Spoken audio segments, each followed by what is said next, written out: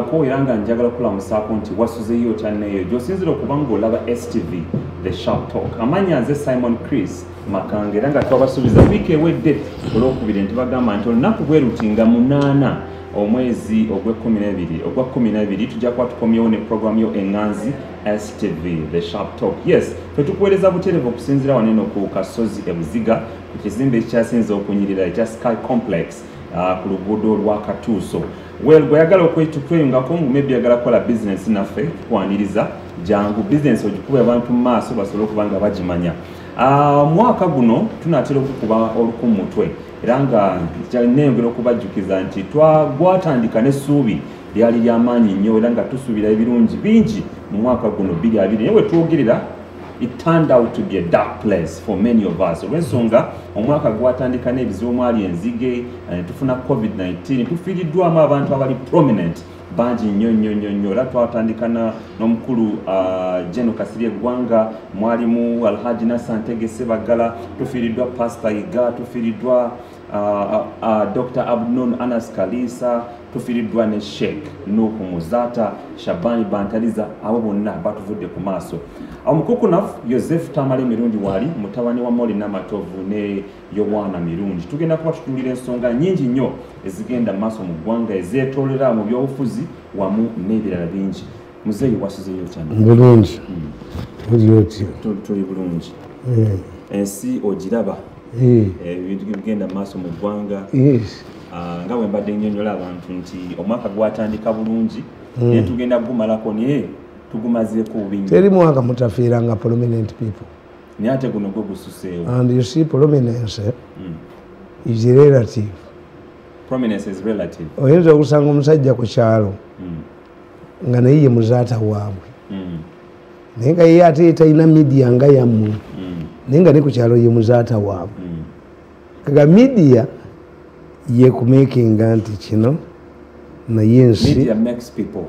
Weewaawo kati soke tutandike n'emboozi ekoza amawulire olunaku olw'eggulo era nga tulina nyingi nnyo zetugenda okwogerako naye kati soke n'ensonga ya Democratic Party. Olunaku olw'eggulo Democratic Party ng'eyita mu mwogezi waayo Opio Okola yavuddeyo n'egamba nti bagenda teekawo ekibiina oba komiti ey'enjawulo mwe bagenda okuba nga banoonyereza kwabo bammembazi baabwe abali mu kibiina ate nga tebawagira party president wa Norbert Mao nga basalawo kuwagira candidate mulala. Bo bagamba kino kiviolating a constitution ya Democratic Party. Tukimanyi lwatu nti mabega kawo tulina ababaka ba parliament 12 bava mu kibiina kya Democratic Party. Kwaliko Medad Lubega Segona, kwaliko Honorable Betty Namboze, kwaliko Muwanga Kivumbi, Alan Sewanya na mafias Mpuga n'abalala. Bayoleki bava mu kibiina ne basalawo kugenda okuwagira National Unity Platform ekulemberwa Robert Kyagulanyi Ssentamu. Awo Mukukunafu Joseph Tamale Mirundi njagala oyigirirewo ensonga ya Democratic Party nkimanyi waliko mu kibiina ekyo myaka mingi nnyo emabega. Democratic Party ekyalina amaanyi. Tewali. What is the future of this party? Si Democratic Party yokka. You see, Israel yemu. Nti how do people perceive political parties? Do you join them because of ideology or as vehicles for elections? What is happening? Happening. Ekibiina kyonna ffe mu Africa biri kwesinishite biri vehicle ly abalabo bazi wano bani abayitawo towe nalemu yayitawo nayingira enalemu. Yes. So political parties, what does one want? He wants to go to parliament. It's a primary ambition. Kakati ekyo tikibera punishable by the party. Ekyo kibera punishable by the population. Is this man a honest man? Okay. Population ye kipanishinga. Kakati omusajja amaze okubala ye ayagala kulagawo mu parliament oba kubeera chairman wa 5 ayina on the ground nti yeetaaga ekigambo kimu bwogera federo ennyukuta 6 naye tewali muganda abuuza bannambooza bwe yajja palamenti ogwasooka yajja n'embwa enjizi n'olutuula mu palamenti kuyiga federo yali aleeseko olina omuganda yenna ayimba federal eyali aleese ekiteeso kya federal nekidibeera defeated mu parliament because you can bring a private members motion which means nti bali baabalanga. This is a gullible society.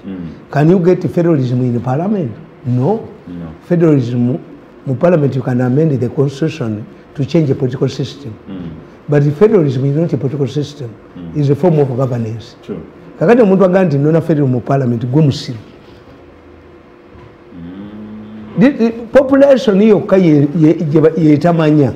Kakati what is wrong by just mentioning a word of 6 letters nengena mu parliament nenfuna million 3 ku support. So buli omwana onye ekintu kyalirako atuke walaga. This is how we perceive political parties. Nti nkere wange nentambuza ebigere neninya boda nentuusa ku stage neninya emmotoka nentuusa mu park neninya emmotoka endala nentuusa Masaka nenkwata eyebukakkata nengena nkwata ekidyeri nentuuka Esese. These are methods of transport. My destination is Esese and I've used the several good. But I don't have a car, assuming I don't have a car. Kakati eyo, that's one. Bano bo bagala genda ludawa mu parliament. Abantu population yaffe yo epanishinga kibiina. Gamba tusbe basalawo nti kati tugende nono. So ekitegeeza political parties tezikyakola makulu. Ati zina nabagamba nti lukwati president Museveni yagenda yali mu DP n'agiraba nga tetambula n'agenda akola mu gavumenti y'Obote. Bweva mu gavumenti y'Obote kozi yakolanga ne mu office ya y'Obote yali analyzing amawulire n'akolera Obote report. Kakati bw'avaawo n'akola Fulunasa n'ava mu Fulunasa n'akola UPM teyagenda nayo mu nseko n'akola NRA. Yes. Changing from one political party does not matter. What is your mission? The agenda. Sajja ayinza okumanya nti tiimu y'omupiira Premier League mugiraba nnyo. Baguze defender nsinga nja kutuula katebe nga atema. What is the future of DP, the oldest party? Teina. You see, what you people don't know. Emisiri eriyo ekibiina bakiyita Wafudu Party. Wafudu. The oldest. Kiina ki. Kanu was destroyed. As long as you don't have people to appeal to you, Democratic Party yali badde yenyumiriza mu kintu kimu nti nasale sitekabu edda timu yesekansi yalinawo sitekabu. Ekyokubiri nti mainly DP esalanye eddiiro. In 1960s aba DP basala eddiiro. Eyali Secretary General bamuyitanga Batalingaya. Yasala eddiiro nayingira UPC n'afuuka Minister Internal Affairs. 1980 aba DP 10 bayingira mu UPC ne bakulosi kuba tibalina ideology. Wano Okero Lutwa yayita Ssemwogerere n'ayita abakulu bonna ne bagenda mu gavumenti ya Paulo Muwanga eyababba obululu. Kakati ate Museveni gy'abasanga nga hostages n'abeeyambisa n'abajjako money power yabagobanga omu because the Democratic Party did not know the difference between a coalition and a broad-based government. A broad-based government, you pick an individual. Museveni did not negotiate with the Democratic Party. There was no agreed package. Where a coalition you agree on the minimum program, you agree on the sharing of government jobs, and you have conditions under which you can withdraw. Kakati ye Museveni aba DP tebayawula broad based naki kuba abantu abasinga obungi tebamanyi ezo political term nti lumonde n'omugoyo lumonde n'ebijanjaalo bitundibwa sente endala. Omugoyo a mixture of ebijanjaalo ne lumonde ndala. But if one vomits biba bifaanagana. Kakati this is what our political gundi abumbalaba aba professor bani abatasoma political science. Ekyokusatu nti DP this time round mawe yabala bubi. Nakataba kenkemba wandiikidde ngera kateka mu nnimi zonna. kajja kufuluma ku Saturday. Bobi Wine and the story of Kasoveza. Bobi Wine and the story of Kasoveza. Kasoveza is a proverb in Uganda. Kasoveza is a family member who started stealing from the family. Temusobola mukwata. Kasoveza takwatibwa. Nenga amanyidwa. Atamanyibwa. Anti abamu family ngate yabbamu ebintu. Tosobola mukwata. Kakati Bobi Wine bwe bamuleeta. The people who are supporting the Democratic Party bali ba NRM. Yes. Era abo bapya nkugamba wano kana akatabo Invisible Hand nakawandi kange ennaku z'omwezi for the future will exonerate me dated 19th July 2012. Wow. Yeah, you're right. And I make a precise prediction. Yes. Nakugamba nti this is why nakugamba nti mu government muli mu group says by this time nagali government ya Museveni iri mu group semeka busy. And why they want to remove Museveni? Nagali they know that sooner or later Ugandans will unmask them. The more Museveni stays in power, the political skies are becoming too clear. Ugandans are realizing who are the real thieves and they are paying for their blood. Dr. Besigye also is on the Duke line. Blaming Museveni and heaping everything on him for political surgical operation is losing ground. Government thieves are like a mobile phone thieves. If one steals a mobile set, he must disappear as soon as possible because if he does not switch it off and it rings, the owner will realize the loss. Or if a search is made, the culprit will be apprehended. This is why they want to overthrow the leader, Museveni, before the population realizes who is the real thief. This is what explains the current political crisis. They know that the mobile phone is about to ring and the owner will soon realize that his phone is missing. Like a telephone thief who gives excuses for his quick departure, these two groups in government are giving silly reasons for Museveni's removal. However, I'll return to this later. One group, you hear, in 2011, one group, elections, one group paid Mao shillings 1.5 billion for the campaign. The same people who were supporting Haji Nasser Ntege Sebagala to take over the party dropped him like a hot potato. They opted for Mao. Remember, Mao had left the DP and ganged up with Agola Awol to form another party, the Progressive Party. Mao was rebranded for kakati nkugamba Mao alliance through bali bagamba. Secondly, this group that invested in the Democratic Party wanted in Kenya. Today wageri ani mubbi wa simu. Ati nkugambye nti ba mafia balinga babbi basimu. Bagala Museveni agwe bo basigalewo. Simu tebajijja. Anti simu anti wotadduka. Kati you overthrow Museveni, remove him before the people realizes. That's why tukita surgical operation. So Mao yaliko wa. Mao yali mu DP. Kakati Mao ngali ne Sebagala. Bana ababo Kenya, the issue was one person reasoned between Museveni and another Westerner, there must be a transitional president who was in Kenya. Another group Ugandans don't mind about tribes. Ugandans want to chase away Museveni. They want to change. They are not tribalistic. Kakati atenga lugo another group yaba na abavuka abafera ababbi yongera oleza mu sente kyovola bebbi ennyo. Kakati eno group eyali eyagala Mao mu DP nesanga mu kizibu. Semwogerere is a Catholic. Semwogerere ekibirabo yakivaako tebakiwa Sebaana Kizito Ananglican but ye Muganda. Kakati Sebaana Kizito abantu bangi bali bamenyi nti Anglican nga bamwita John Sebaana Kizito.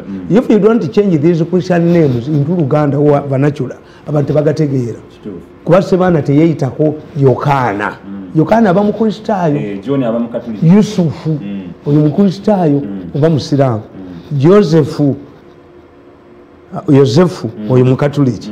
Kakati if I remain Joseph amanya agamu abantu kati bamuyitanga John Sebaana Kizito. Kati John Sebaana Kizito nga mukwano gwa Kardinali Nsubuga nnyo bonna bamamba ate Kardinali Nsubuga yali musuubuzi nga ne Ssebaana musuubuzi kati Ssebaana did not identify with Anglicanism.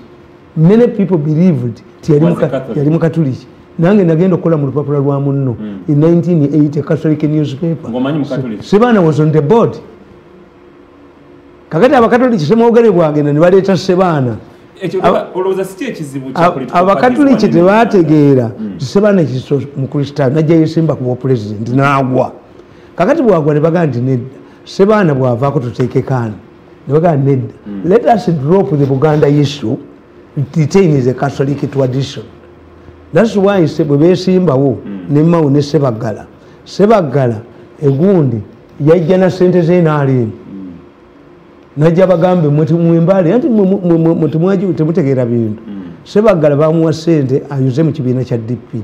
Kakati Ssebaggala ne mugamba nti Muslim ekibiina kya DP ekyazimbibwa ba Catholicism tojja kikulembera. Kakati njagala okubuuliza ekibuuzo olowooza ekizibu kya political parties katumale kakati nkugamba kwe kuleeta Mao. Mao is a northerner but a Catholic, but Mao speaks southern gundi ennimi zaano zonna azimanyi kuba yagamba ye true definition of Uganda mama we mu western tata we mu northern yasomera kakati Mao bano ba mafia bo bali baagala Bukenya.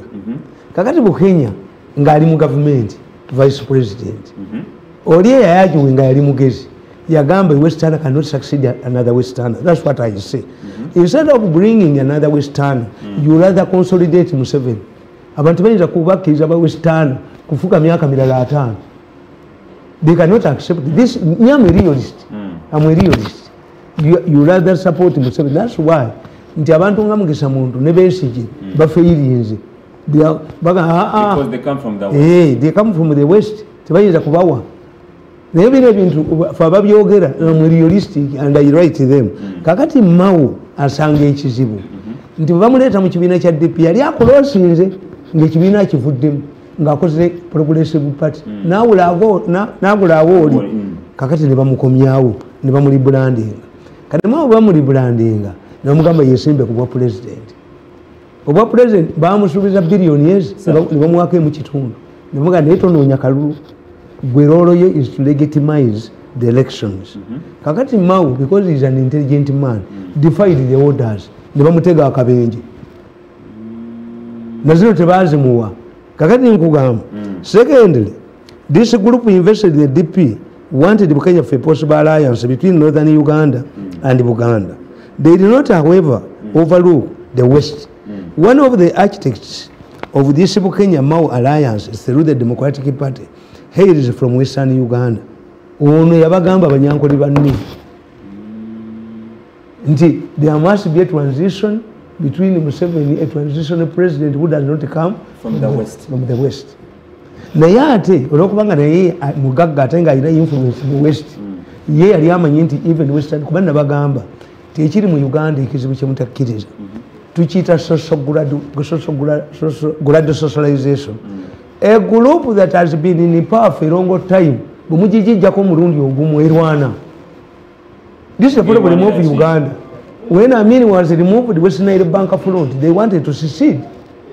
Political power is like a blanket. Once it is removed from you, you feel it. If the Westerners who have dominated this government for 35 years, temumalaga bajjako bwe batyo. Museveni must give you an ordinary succession. Sikuba kuba bukubi. No. Tekisoboka. Kakati nkugamba. Soko linde nkugamba. Take care of the interests of the Western tycoons at the exit of the president in case his camp succeed the president. This is why the group paid 200 million to each of the 4 DP MPs who had crossed to Subi to lure them back to the Democratic Party. The Bukenya group reasons that they can get a slice of Uganda votes to have a foothold group in Mengo and share it with the Mbabas in their battle with Museveni. Kakati banu babagulayo Subi yajja Buganda out of it abanamboze ne bagenda basegona ne bagenda ono omugagga yabagulayo million yabyebi ne bakoma because that time the intention was to consolidate the Democratic Party. Kakati Mao bwe yajja okubabanja tebamusasula balance. A 1.5 billion. Mao, I told him, Mao, these people will never give you any money. Why? Because tebagenda kuwa sente name. Why? If I pay a scholar not to shoot into my net and he causes me corner kicks, do I pay you? Corner kicks means you were shooting into my net. I have struggled on my defenders. I have struggled on us and us too. Mafias cannot, like they are like a prostitutes. They cannot sell on credit to the same person twice. Malaya taiza kukiza gasoko sasulezili. Hiyo maneno ya jana wapi? Pesa ya jana wapi? Kakati, wait. Kakati, mu situation yene mpya. Abasajja ne batuula. Nzi kyembagala kukutuula. I support them. Omanyi ina group 3.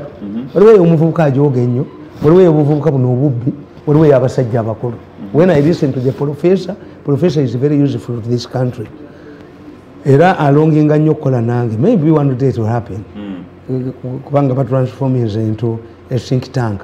Balina ideas ennungi. Kakati bwe batuula ne babuuza kakati what next? Museveni has weekend. Museveni ekirungi kye kyayina. Museveni's enemies underestimate him. When you think that Museveni has lost popularity, then that's when he is strong. Kakati bwe batuula ne bagamba kati bwe batuula ne bagamba nti mumanyi Mao tetumulizimbirako tuleete Bobi Wine. When you read my book, I'm telling you the rise of Bobi Wine. Bobi Wine is a creation of the mafias. Mao yakisookamu ne bamuwako 1.5 billion. Mubiri guli mu election ziri endala. Kakati Mao alowooza ye yabitandika sikola alliance. Besigye ne bamumma sente bamubuulirirawo. Besigye tetujja kuwa sente. Why? Besigye yakola ensobi 3. Besigye was using short-term strategies. Kigwa leero neerangirira kuba president kati birema. Kakati adda ekyokubiri baatula ne Cameron yali prime minister wa Bungereza ne bamugamba alekere embabazi n'agaana. Kakati with that one undermine their financial resources. The mafias cannot give him the money and the international community cannot give him the money. That's why he opted out. Kale ne Mao nga bamukozesaako ki dda tebayinza mu game taliimu ne baleeta Bobi Wine. Kakati Bobi Wine ekyamuleetesa si kufuga ggwanga. Bobi Wine baamuleeta to popularize their MPs. Baweza abaka mu parliament. Kakati Bobi Wine musajja mugezi nnyo.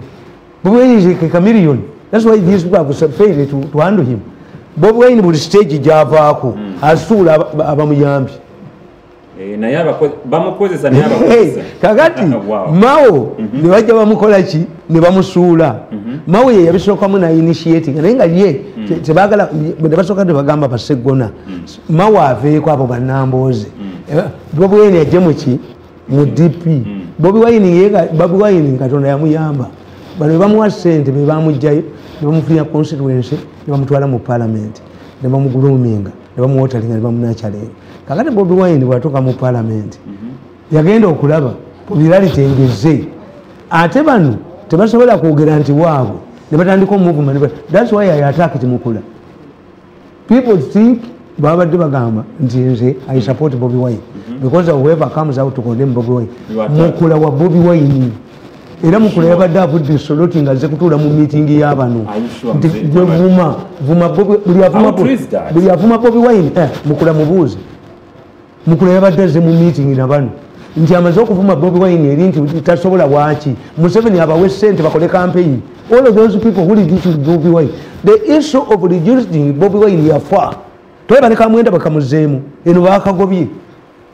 How true is nkubuulira anti nze mmanyi kakati nkubuulira Mukula wa Bobi Wine anybody gwolaba avuma Bobi Wine tasobola takola ki baamuleetera loolo ya bubaka bwa parliament era 80% of the MPs bacandidates abali mu people power financed by the mafias.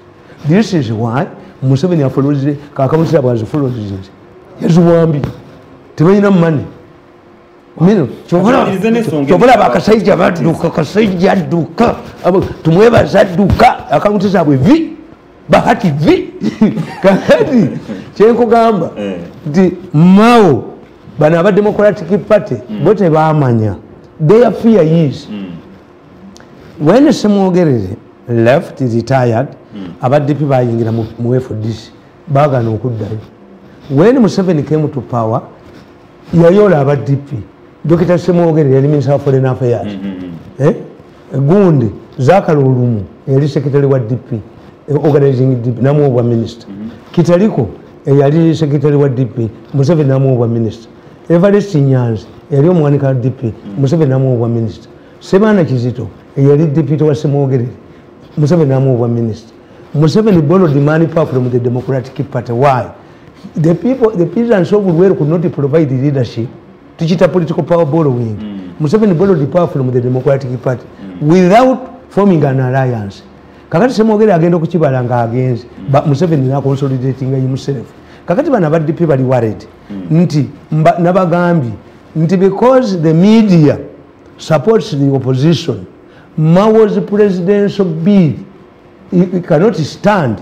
Why?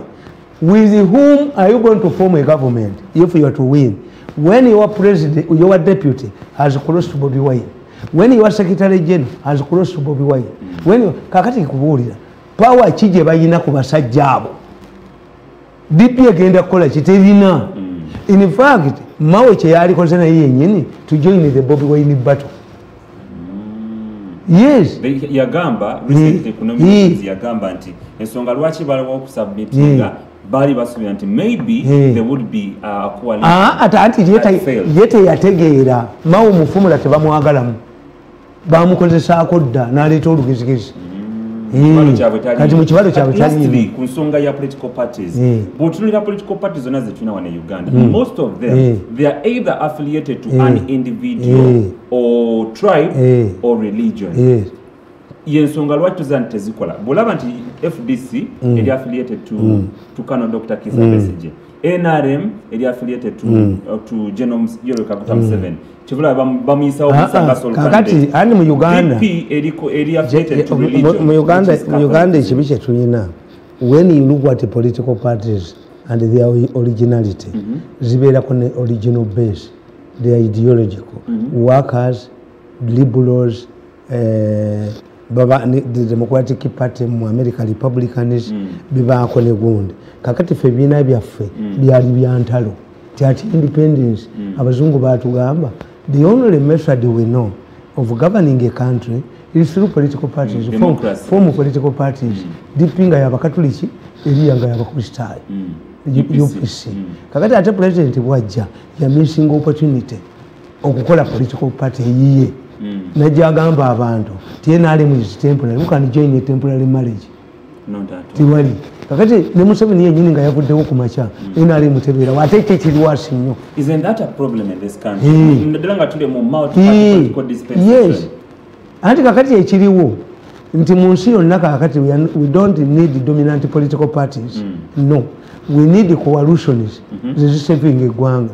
Olowooza mu mulwana ne NRM. NRM is a unique kid. You cannot have a party. That's why NRM flouts the constitution nga bweyagala n'egikyusa. Why? Abakola constitution bateekamu two-thirds majority ne referendum ebyetagisa referendum byonna NRM ebiyina. You wait when NRM goes. Ababaka parliament abayina. You wait. If Museveni goes. Enjawulo ya Museveni singa agenda tebeerawo lwansonga. Abaana NRM yazimbirwa ku temporary. With the hope tituliddayo mu byobufuzi. Do you know why? Abajulizi babatta Uganda Matters. Waliwo Katikkiro nga bamuyita Mukasa. Katikkiro Mukasa was a traditionalist. Yali musamizi. Kakati yenga eddiini zino deliberate propaganda yaziyita eddiini ennyinyi. These are visiting religions. At one time like any visitor they will depart. That's why the Busamizi have remained here. Abasamize batunuulira eddiini zino nti wanudde zijja kukola ki? They will depart like with the Europeans. Abazungu olunagenda nga nazo zigenda. That's why abazungu balwanyisa nnyo traditional gundi busamize bwabalema. Because tebulina seminariyo tebulina ki. Buli omu abusomesa ewaka. Tebulina system. Nga people power. Slogan. Tuyinza jjukuba muzimu. Mao kyalina okukola ne Democratic Party. The Democratic Party is facing a challenge. A challenge which is being faced by Bobi Wine. Bobi Wine is also has a challenge.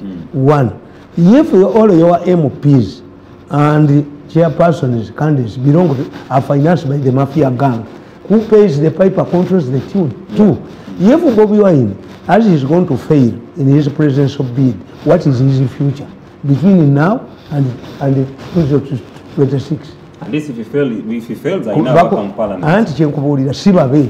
Bamafia. Nkugayi ne bamafia nabo babalabu. Waliwo n'omulenzi abalabubi. Balina amasente amakutiya ge bataddemu babaka ba parliament naki. Let me tell you.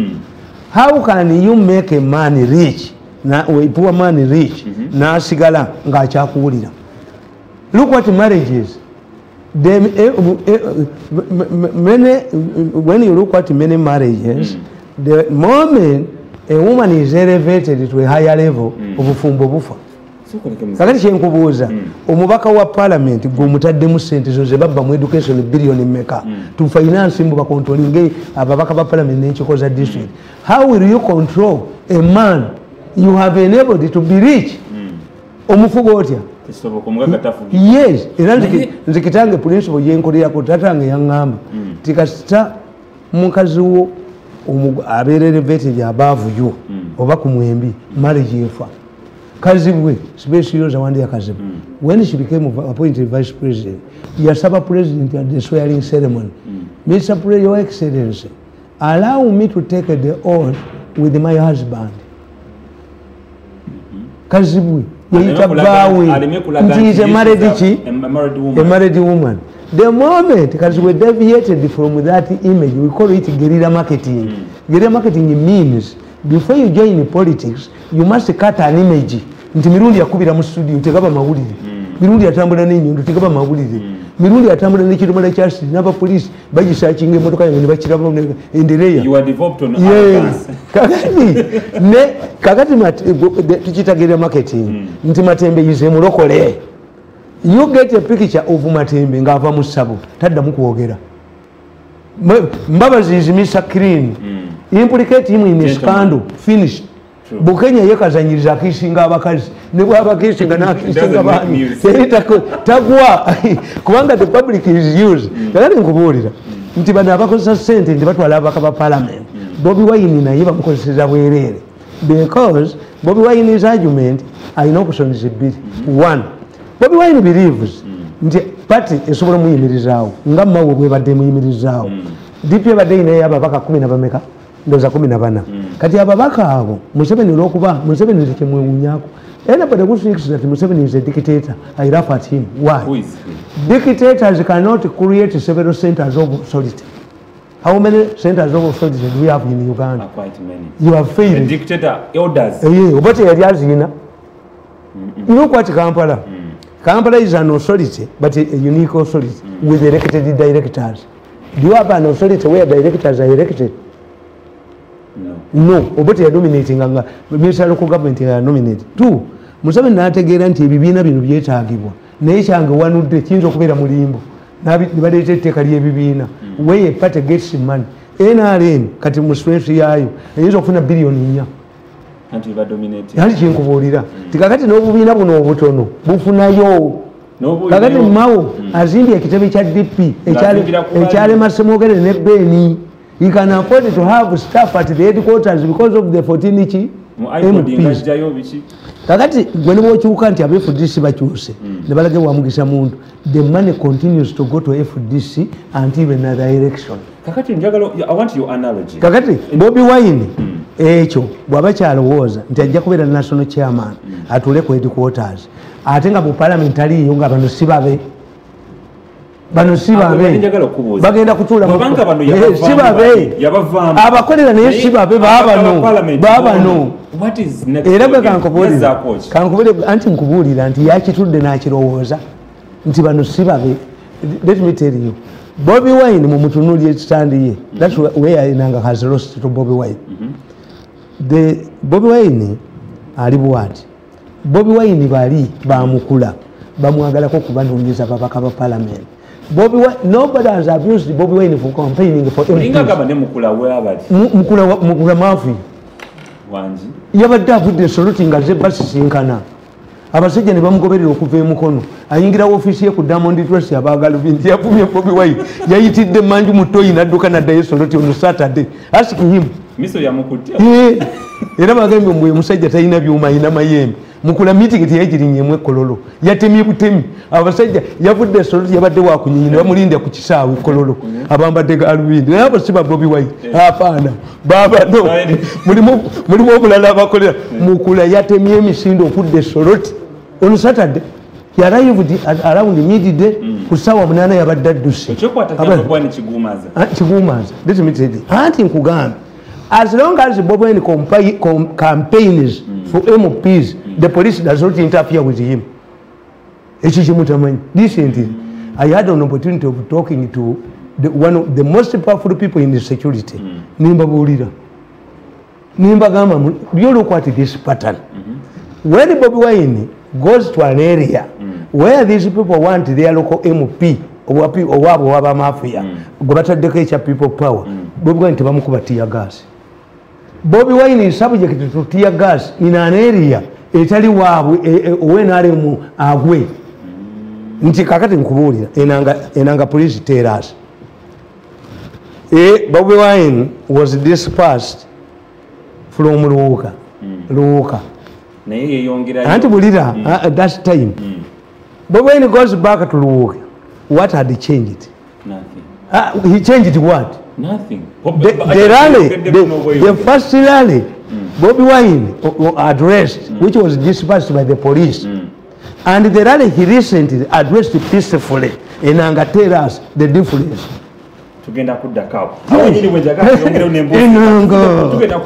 Enanga